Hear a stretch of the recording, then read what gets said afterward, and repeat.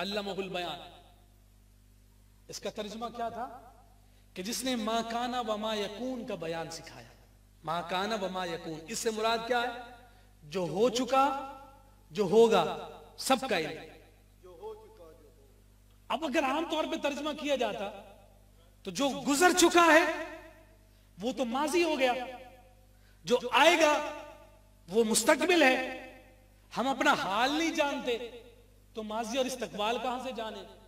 یہ تو ہم عام لوگوں کی بات ہے. مگر جب حضور کی بات کی جائے گی تو رب ذوالجلال نے فرمایا علمہ البیان، محبوب ہم نے ما کان و ما یکون کا بیان آپ کو سکھایا. تو یہاں ما کان و ما یکون کیسے مراد لیا؟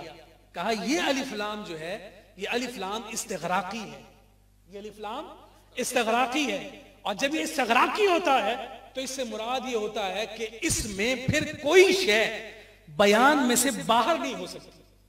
یعنی الف لام جس پر داخل ہو جائے وہ اس قدر کامل ہو جاتا ہے اور جامع ہو جاتا ہے، کوئی شے اس سے باہر نہیں ہو سکتی. اور اگر بیان کا معنی سمجھ رہا ہے تو تمام ائمہ لغت نے کہا کہ بیان سے مراد قرآن ہے. بیان سے مراد قرآن ہے.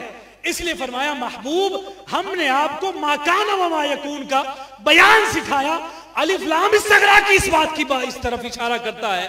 محبوب علمک ما لم تکن تعلم وکان فضل اللہ علیک عظیما، ہم نے آپ کو وہ سب کچھ علم عطا کر دیا جو آپ نہ جانتے تھے.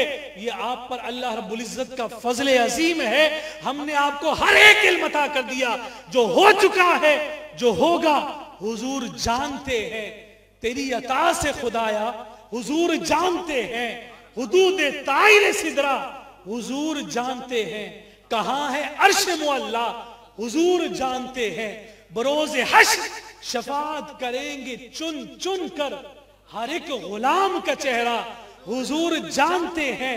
اور بروز حشر شفاعت کریں گے وہ لیکن جو علمہ البیان کا ترجمہ اعلیٰ حضرت کی طرح کرے گا. سرور نقشبندی صاحب نے جو بات کی ہے اشارہ اسی جانب ہے کہ علمہ البیان کا جو ترجمہ اعلیٰ حضرت کی طرح کرے گا اسے کیا ملے گا؟